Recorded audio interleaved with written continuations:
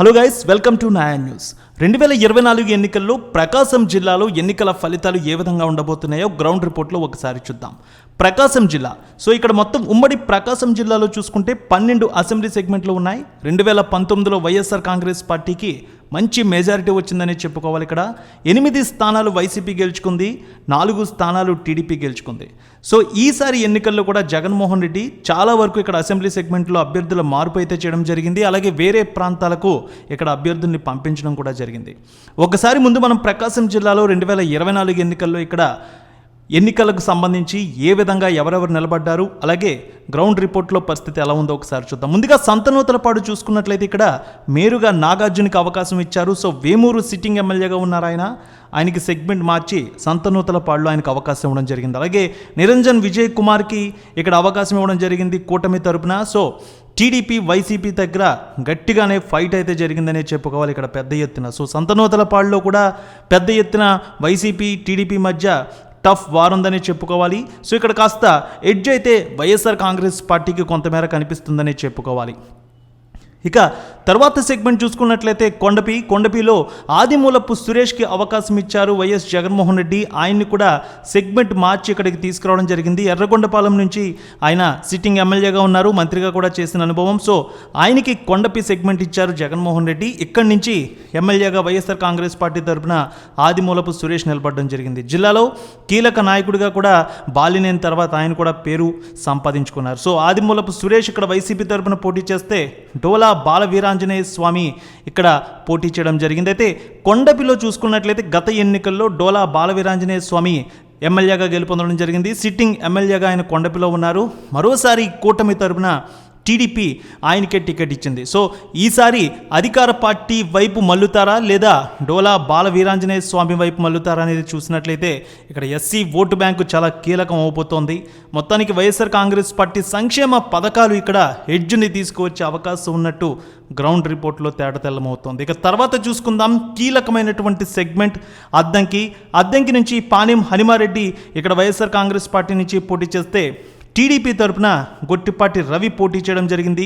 గొట్టిపాటి రవి కీలక నాయకుడిగా చెప్పుకోవాలి టీడీపీలో. సో టీడీపీలో గొట్టిపాటి రవి ప్రస్తుతం సిట్టింగ్ ఎమ్మెల్యేగా కూడా ఉన్నారు. సో గొట్టిపాటి రవికి మరోసారి కూటమి తరపున అవకాశం అయితే ఇవ్వడం జరిగింది. సో తెలుగుదేశం పార్టీ తరపున గొట్టిపాటి రవికుమార్ ఇక్కడ పోటీ చేస్తే వైసీపీ తరపున చిన్న హనీం రెడ్డి పోటీ చేశారు. ఇద్దరి మధ్య గట్టి పోటీ అయితే ఉందని చెప్పుకోవాలి. 2019లో కూడా గొట్టిపాటి రవికుమార్ ఎమ్మెల్యేగా గెలుపొందడం జరిగింది. అయితే 2014లో మాత్రం ఆయన వైసీపీలో ఉన్నారు, తర్వాత టీడీపీలోకి వెళ్ళిపోయారు. 2014లో గొట్టిపాటి రవికుమార్ వైఎస్ఆర్ కాంగ్రెస్ పార్టీ తరఫున ఇక్కడ గెలుపొందడం కూడా జరిగింది. సో తర్వాత పార్టీ మార్పు కూడా ఆయన జరగడం జరిగింది.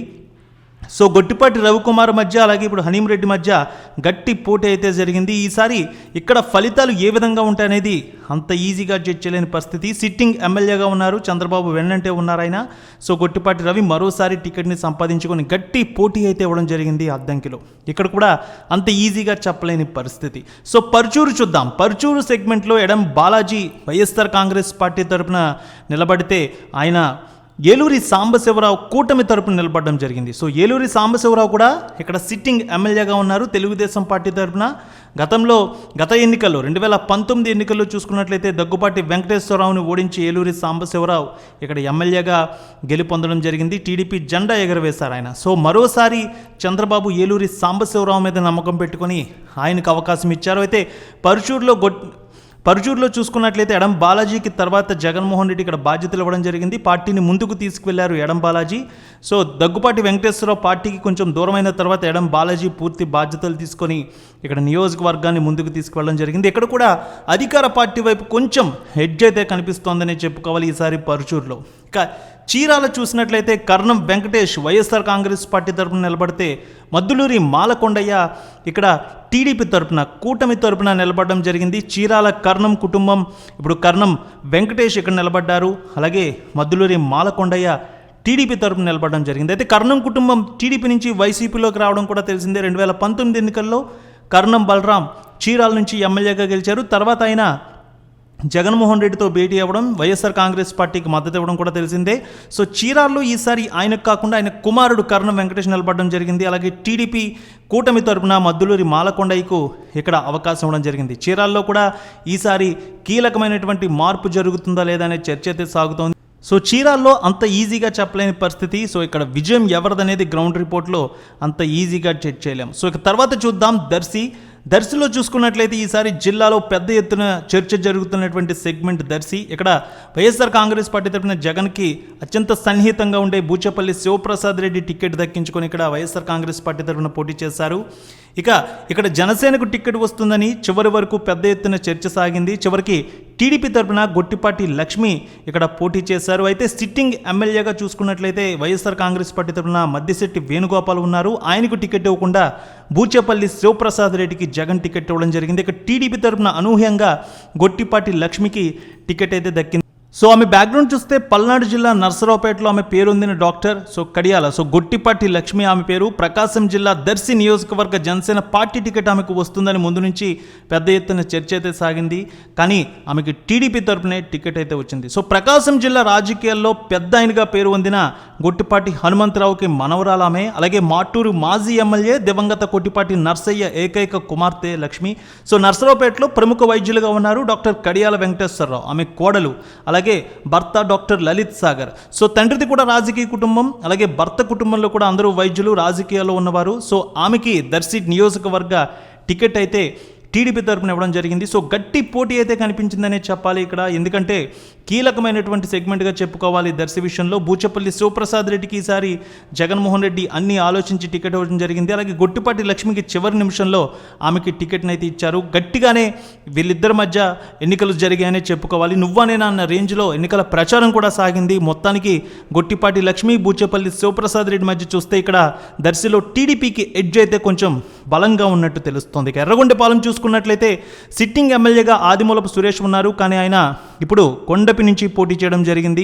సో ఇప్పుడు తాటిపత్తి చంద్రశేఖర్కి అవకాశం ఇచ్చారు కొత్త నాయకుడికి జగన్మోహన్ రెడ్డి. అలాగే టీడీపీ తరపున ఎరిక్సన్ బాబు ఇక్కడ పోటీ చేయడం జరిగింది. ఇక్కడ కూడా కొంతమేర వైసీపీకి ఎడ్జ్ అయితే కనిపిస్తోందనే చెప్పాలి. ఆదిమూలపు సురేష్ ఇక్కడ చేసినటువంటి అభివృద్ధి వైసీపీ తరపున పాజిటివ్ ఓటు బ్యాంక్గా మల్లుతుందనేది కూడా గ్రౌండ్ రిపోర్ట్లో తెలియజేస్తున్నారు. సో ఆదిమూలపు సురేష్కి ఇక్కడ టికెట్ ఇవ్వకపోయినా జిల్లాలో మరో కీలకమైన సెగ్మెంట్ కొండపిలో టికెట్ ఇచ్చారు. అలాగే ఎర్రగొండపాలెంలో తాటిపత్రి చంద్రశేఖర్ని తెరపైకి తీసుకువచ్చారు. అయితే ఎడ్జ్ మాత్రం ఇక్కడ వైఎస్ఆర్ కాంగ్రెస్ పార్టీకి కనిపిస్తోందని చెప్పుకోవాలి. ఇక మరో కీలకమైన సెగ్మెంట్ గిద్దలూరులో చూసుకుంటే కుందూరు నాగార్జున రెడ్డికి టికెట్ ఇవ్వడం జరిగింది. కుందూరు నాగార్జున రెడ్డికి వైఎస్ఆర్ కాంగ్రెస్ పార్టీ తరఫున టికెట్ ఇస్తే అశోక్ రెడ్డికి ఇటు టీడీపీ తరఫున టికెట్ అయితే ఇవ్వడం జరిగింది. సో గిద్దలూరులో మనం చూసుకున్నట్లయితే అన్నా రాంబాబు ప్రస్తుతం సిట్టింగ్ ఎమ్మెల్యేగా ఉన్నారు.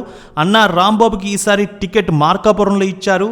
సో గిద్దలూరులో కుందూరు నాగార్జున రెడ్డి ఆయన మార్కాపురం నుంచి ఎమ్మెల్యేగా ఉన్నారు. ఆయనకి గిద్దలూరు టికెట్ ఇవ్వడం జరిగింది. సో ఇక్కడ నియోజకవర్గాలు గిద్దలూరు, మార్కాపురం అయితే ఇరువురు అభ్యర్థులు మారడం అయితే జరిగింది. జగన్మోహన్ రెడ్డి కుందూరు నాగార్జున రెడ్డికి టికెట్ ఇస్తే చంద్రబాబు అశోక్ రెడ్డికి ఇక్కడ టికెట్ ఇవ్వడం జరిగింది. సో అన్నా రాంబాబుకు సంబంధించినటువంటి కేడర్, అలాగే వైఎస్ఆర్ కాంగ్రెస్ పార్టీ కేడర్ కూడా నాగార్జున రెడ్డికి మద్దతుగా నిలిచారనేది కూడా గ్రౌండ్ రిపోర్ట్లో తెలుస్తోంది.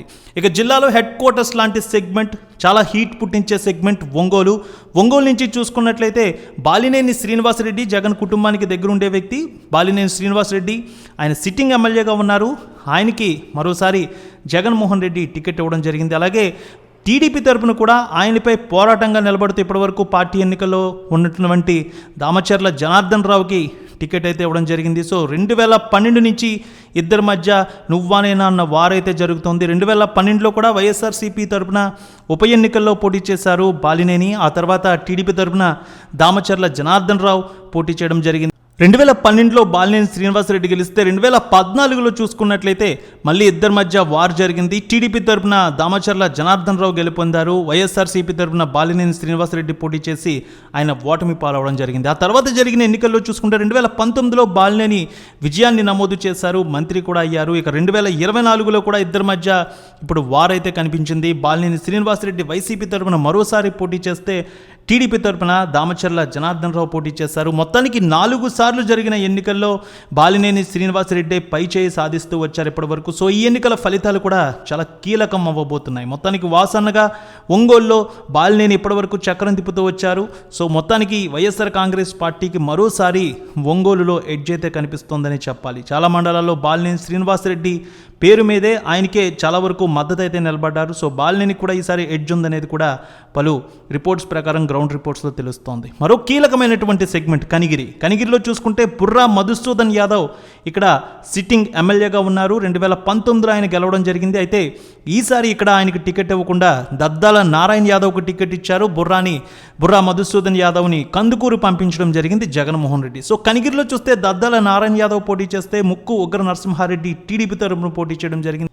ఇక్కడ కూడా కనిగిరిలో చూసుకున్నట్లయితే బుర్రా మధుసూదన్ యాదవ్కి సంబంధించినటువంటి ఈ కేడర్ కానీ పార్టీకి సంబంధించిన నాయకులు కానీ దద్దాల నారాయణ యాదవ్కు ఎంతవరకు సపోర్ట్ చేశారనేదే ఇక్కడ మనం చర్చించుకోవాలి. ముఖ్యంగా నియోజకవర్గాల్లో నాయకుల మార్పు కూడా ఈసారి వైఎస్ఆర్ కాంగ్రెస్ పార్టీకి కొంతమేర మైనస్ అవుతుందనేది గ్రౌండ్ రిపోర్ట్స్లో కూడా తెలుస్తోంది. కనిగిరిలో కూడా కొంచెం ఎడ్జ్ అనేది టీడీపీకి కనిపిస్తున్నట్టే వార్తలు అయితే వినిపిస్తూ ఉన్నాయి. ఇక నెక్స్ట్ మార్కాపురం చూద్దాం. మార్కాపురంలో కూడా అన్నా రాంబాబుకి వైఎస్ఆర్ కాంగ్రెస్ పార్టీ టికెట్ ఇచ్చింది. అలాగే కందుల నారాయణ రెడ్డి టీడీపీ తరపున ఇక్కడ పోటీ చేస్తూ ఉన్నారు. సో అన్నా రాంబాబు వైఎస్ఆర్ కాంగ్రెస్ పార్టీ తరపున నిలబడితే కందుల నారాయణ రెడ్డి టీడీపీ తరపున పోరాట నాయకుడిగా ఉన్నారు. మార్కాపురంలో టీడీపీ తరపునే పలుసార్లు ఆయన పోటీలో నిలబడ్డారు. సో ఆయన ఈసారి మళ్ళీ నిలబడడం జరిగింది. ఇక్కడ కూడా నువ్వానైనా అన్న రేంజ్లో జరిగింది. మొత్తానికి కుందూరు నాగార్జున రెడ్డి ఇక్కడ సిట్టింగ్ ఎమ్మెల్యేగా ఉంటే ఆయన్ని కాదని అన్న రాంబాబుకి ఇక్కడ టికెట్ ఇవ్వడం జరిగింది. అలాగే గిద్దలూరులో కుందూరు నాగార్జున రెడ్డి ఈసారి పోటీ చేయడం కూడా